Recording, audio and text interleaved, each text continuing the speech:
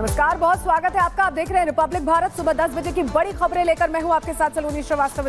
मेरी दो सहयोगी अंजलि और शिखा भी आपको अहम जानकारियां इस बुलेटिन में देंगी। लेकिन शुरुआत बड़ी खबर से कर रहे हैं। कोलकाता कांड से जुड़ी खबर, जहां ममता बनर्जी एक बार फिर श्री राम को दिए बयान को लेकर घिरती दिखाई दे रही हैं। ममता बनर्जी से जब हिंसा को लेकर सवाल पूछा गया तो उन्होंने इसे राम और वाम से जोड़ दिया है। ये बड़ी खबर हम आपको बता रहे हैं, जिसको लेकर अब सवाल पूछे जा रहे हैं कि ममता बनर्जी को आखिर क्या दिक्कत है, बार बार इस तरह के बयान क्यों दिए जाते हैं। ये बड़ी खबर आपको बता रहे हैं। वही बताएं, इंडी गठबंधन के नेताओं को हिंदुओं के आराध्य प्रभु श्री राम से इतनी दिक्कत है कि कई बार कांग्रेस, डीएमके, इसके अलावा टीएमसी से लेकर इंडी के ज्यादातर दलों ने, उनके नेताओं ने हिंदुओं की आस्था पर चोट पहुंचाने का काम किया है। सबसे पहले आपको पश्चिम बंगाल की मुख्यमंत्री ममता बनर्जी ने क्या बयान दिया है, पहले वो सुनवा देते हैं आपको।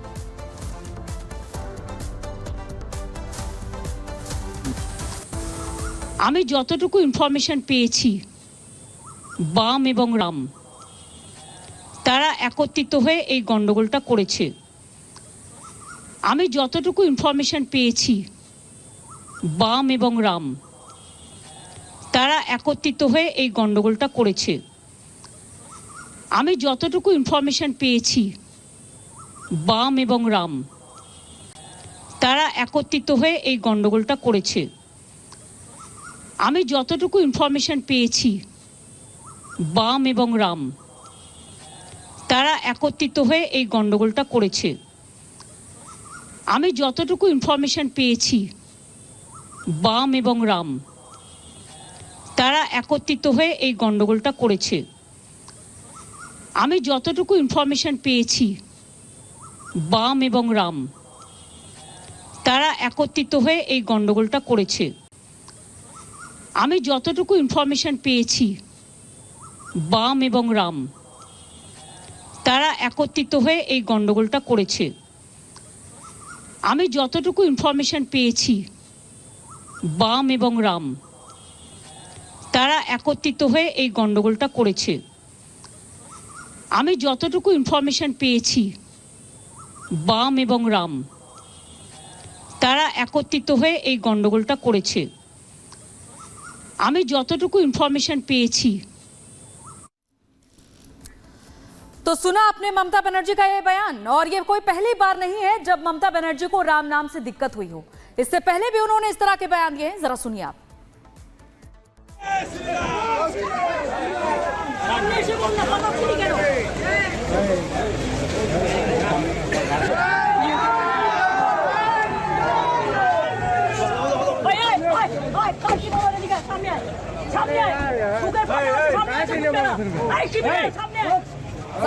के ये तारीख आपको हम दिखा रहे हैं, और ये उस समय की तस्वीर है जब उत्तर 24 परगना में ममता बनर्जी पहुंची थी, और तब भी उन्होंने इस तरह का बयान दिया था। लेकिन सवाल ये है कि आखिर उनको राम नाम से इतनी दिक्कत क्यों है, जो 140 करोड़ देशवासियों के आराध्य प्रभु श्री राम है, जिनकी आराधना करते हैं हम, आखिर उस नाम से इतनी दिक्कत क्यों है।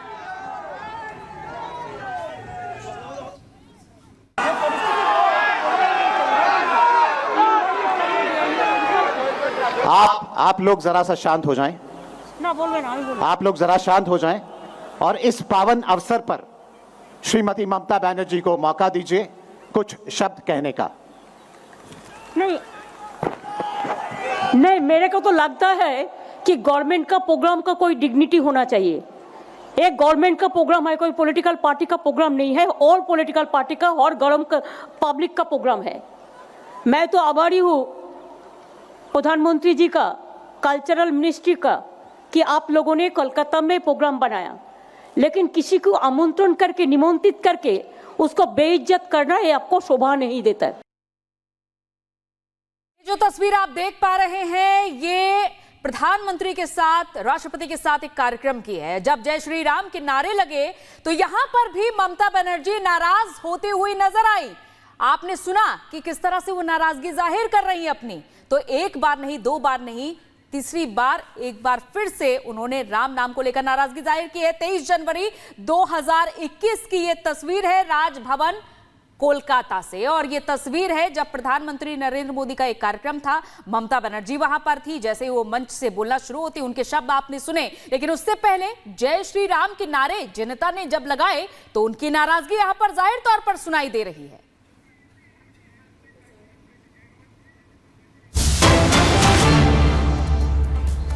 और इसी बीच एक और बड़ी खबर आपको बता दें, राम वाले बयान पर गिरी हैं सीएम ममता बनर्जी। केंद्रीय मंत्री नित्यानंद राय ने ममता बनर्जी पर हमला बोला है। ये बड़ी खबर आपको बता रहे हैं। देखिए किस तरीके से प्रतिक्रियाएं आना शुरू हो गई हैं। अपराध छिपाने के लिए ममता ने बयान दिया है। ये नित्यानंद राय कह रहे हैं ममता बनर्जी का बयान गलत है, ये सब टीएमसी की साजिश है। केंद्रीय मंत्री नित्यानंद राय जिन्होंने ममता बनर्जी पर हमला बोला है, आइए सुनते हैं क्या बोला।